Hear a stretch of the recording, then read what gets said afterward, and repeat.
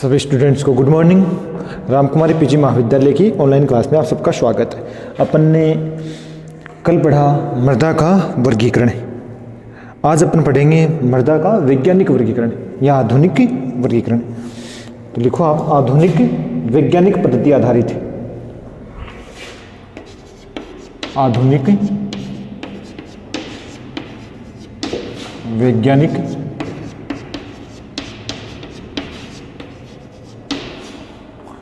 पद्धति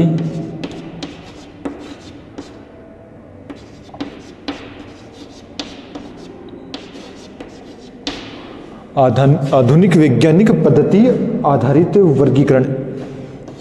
हेडिंग डाल लो ये वर्गीकरण। इसका आधार क्या है? इस वर्गीकरण का आधार क्या है?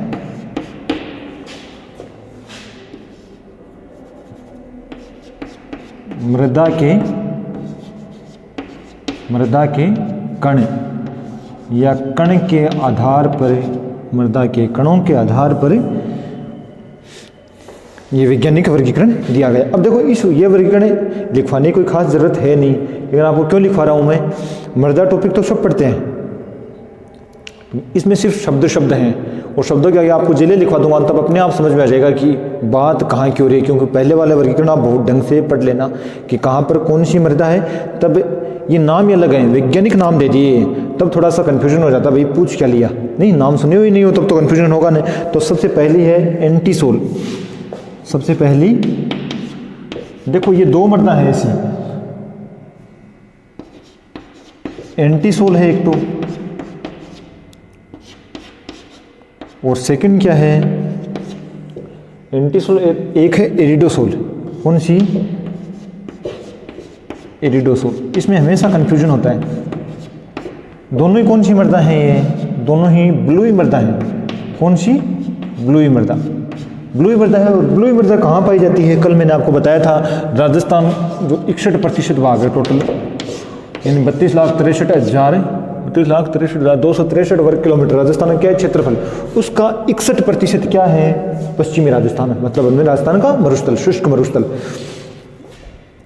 अब जो ये क्षेत्र है ना, इसमें जो पश्चिमी जिले हैं ना वो तो हैं एंटीसोल, और जो अरावली के बिल्कुल पास के जिले हैं, झुंझुनू वगैरह है, चूरू वगैरह है, ये इसमें थोड़ी सी मृदा क्या है, पीलापन ली हुई है, उसको अपन क्या बोलते हैं? इरिडोसोल। तो इसके आप जिले आगे लिख लो, समझ में आपको आ जाएगा पूरा।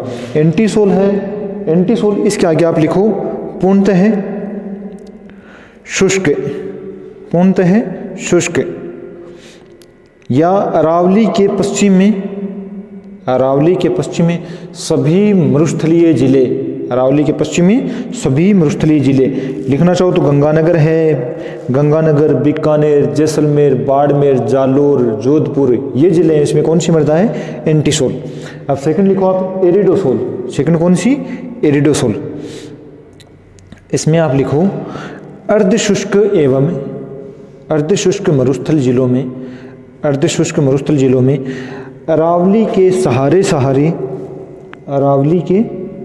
सहारे झुंझुनू, सीकर, नागौर, पाली, जालोर, ये जिले आते हैं इसमें। अब अगला लिखो आप एल्फिशोल। कौन सा? 3 नंबर एल्फिशोल।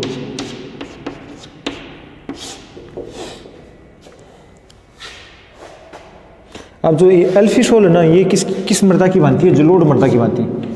किसकी भांति? जलोढ़ मृदा की भांति।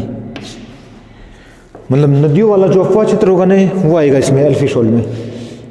इसमें देखो पूर्वी मैदानी प्रदेश। कौन से? पूर्वी मैदानी प्रदेश, अलवर, भरतपुर, जयपुर, दौसा, टोंक और सवाई माधोपुर। अगला लिखो इंसेप्टिसोल, 4 नंबर है इंसेप्टिसोल। इंसेप्टिसोल है या फिर लाल मृदा, या फिर लाल मृदा, इंसेप्टिसोल या फिर लाल मृदा। तो लाल मृदा कौन सी थी? कल आपको बताया था ना, राजस्थान का जो दक्षिणी भाग है, डूंगरपुर, ये माही अफवाह क्षेत्र, इसमें कौन सी मृदा आती है? लाल मृदा। तो इसका सेकंड नाम, वैज्ञानिक नाम याद रखना आपको, इंसेप्टिसोल। इसमें लिखो आर्द्र जलवायु की मृदा, आर्द्र जलवायु की मृदा जो दक्षिणी राजस्थान में, जो दक्षिणी राजस्थान में उदयपुर, राजसमंद, सिरोही, चित्तौड़गढ़, भीलवाड़ा, डूंगरपुर और बांसवाड़ा तक फैली है, बांसवाड़ा तक फैली है। अब लास्ट अपनी पांचवी बताई थी ना इसके प्रकार आपको। पांचवी है वर्टिसोल। कौन सी? वर्टिसोल। वर्टिसोल, वर्टिसोल किसको कहते हैं? ये तो भाई बहुत ज़्यादा बार पूछा हुआ क्वेश्चन है वर्टिसोल। ये है काली मृदा। कौन सी? अब आप ये बताओ, कल मैंने काली मृदा के जिले कौन कौन से बताए थी? जो पठारी बाग कौन सा है काली मृदा का? बताया था कल मैंने आपको, याद हो तो आपको।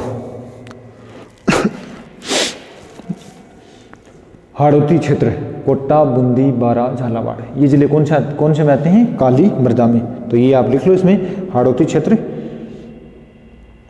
और कोष्टक में लिख लो आप कोटा, बूंदी, बारा, झालावाड़।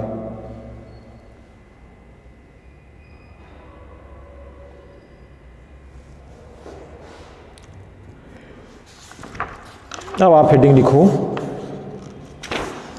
राजस्थान में मृदा की समस्याएं, राजस्थान में मृदा की समस्याएं। और पहला है मृदा अपरदन, पहला है मृदा अपरदन।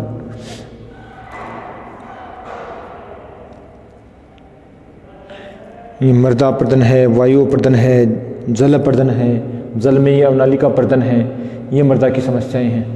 जिससे क्या है, मृदा की उपजाऊता है ना वो कम होती है। इसमें लिखो मृदा अपरदन में मृदा के ऊपरी आवरण की, मृदा के ऊपरी आवरण की। देखो मृदा अपरदन अगर शब्द का अर्थ वैसे आपको पता होगा, इतना मुश्किल कोई शब्द है नहीं। अपरदन का मतलब ही देखो, एक तो शब्द है अपक्षय, अपक्षय है, एक है अपरदन, दो शब्द हैं। अपक्षय का मतलब क्या है? जैसे ये चौंक है वो एक जगह ही मतलब कटती फिरती रहती है, मतलब यहाँ है ये चट्टान है, यहीं कट फिर की यहीं की यहीं पड़ी है, ये तो है अपक्षय। उसके बाद किसी भी माध्यम से, या हवा के माध्यम से गई है, जल के माध्यम से गई है, किसी भी माध्यम से ये मृदा एक स्थान से दूसरे स्थान पर पहुंच जाती है ना, उसे कहते हैं अपरदन। और अपरदन किसका हो रहा है? मृदा का। तो शब्द क्या बना? मृदा अपरदन। मृदा के ऊपरी आवरण के नष्ट होने की प्रक्रिया ही, नष्ट होने की प्रक्रिया ही मृदा अपरदन कहलाती है, मृदा अपरदन कहलाती है। इसके दो प्रकार हैं, पहला जल अपरदन, दूसरा वायु अपरदन। यानी या तो मृदा है वो जल के साथ बह के एक स्थान से दूसरे स्थान पर गई है, या फिर वायु के साथ उड़कर मृदा एक स्थान से दूसरे स्थान पर गई है, उसे अपन क्या कहेंगे? वायु अपरदन। तो पहला लिखो आप जल अपरदन, जल अपरदन।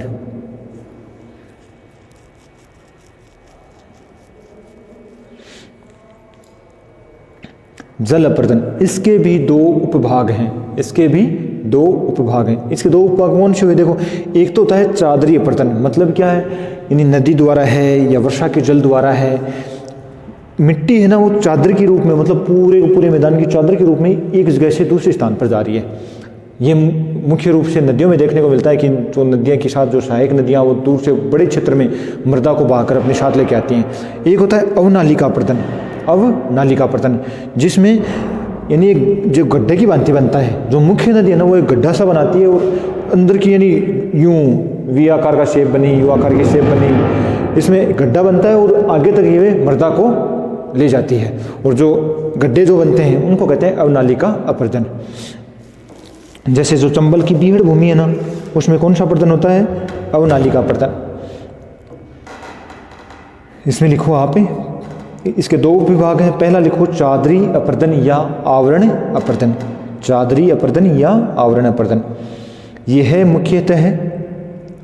मुख्यतः दक्षिणी राजस्थान, सिरोही, उदयपुर, डूंगरपुर, बांसवाड़ा में होता है। सिरोही, उदयपुर, डूंगरपुर व बांसवाड़ा में होता है। सेकंड, अवनालिका अपर्दन। सेकंड कौन सा? अवनालिका अपर्दन। यह मुख्यतः चंबल बेसिन में कोटा, सवाईमाधोपुर, धौलपुर में देखने को मिलता है। ये चंबल का अफवाह क्षेत्र। अब सेकंड लिखो वायु अपर्दन। वायु अपर्दन सबसे ज़्यादा कहाँ पर होगा? वायु अपर्दन सबसे ज़्यादा हुआ पश्चिमी राजस्थान में। मरुस्थल है और आंधियाँ सबसे अधिक चलती हैं। और अगर संपूर्ण राजस्थान में अपन बात करें, सर्वाधिक जो अपर्दन है या सर्वाधिक जो हवा चलती है वो कहाँ पर चलती है? गंगानगर में। यानी एवरेज अपन देखें तो 30 दिन में से 27 दिन आंधियाँ चलती हैं। कहाँ पर? गंगानगर में। इसमें वायु अपर्दन में लिखो पश्चिमी राजस्थान मुख्यतः जैसलमेर, बाड़मेर, जोधपुर, चूरू, बीकानेर। यहाँ पर क्या होता है? सबसे ज़्यादा वायु अपर्दन। क्योंकि यहाँ पर सबसे ज़्यादा क्या होगा? आंधियाँ गंगानगर में ज़्यादा चलती हैं, लेकिन वहाँ पर नहरें वगैरह हैं तो वृक्ष वगैरह खूब हैं, तब अपर्दन कम हो पाता है। और यहाँ पर है वृक्ष की, वनस्पति का अभाव है यहाँ पर, इस कारण मृदा का अपर्दन अधिक होता है। वायु अपर्दन लिखो पश्चिमी राजस्थान मुख्यतः जैसलमेर, बाड़मेर, जोधपुर, चूरू, बीकानेर। सेकंड रो में लिखो राज्य की 19.4%। कितनी? 19.4% भूमि वायु अपर्दन से प्रभावित है। किससे प्रभावित है? वायु अपर्दन से प्रभावित है। देश की व्यर्थ भूमि का लगभग 20% भाग राजस्थान में है। देश की यानी संपूर्ण भारत की व्यर्थ भूमि का 20% कहाँ पर है? राजस्थान में है। नेक्स्ट हम लिखो सर्वाधिक व्यर्थ भूमि क्षेत्रफल की दृष्टि से सर्वाधिक जैसलमेर और व्यर्थ भूमि प्रतिशत की दृष्टि से राजसमंद। क्योंकि राजसमंद में क्या है? पठारी भूमि है अधिक। कोष्टक में लिख लेना पठारी भूमि। कोष्टक में लिख लेना पठारी भूमि।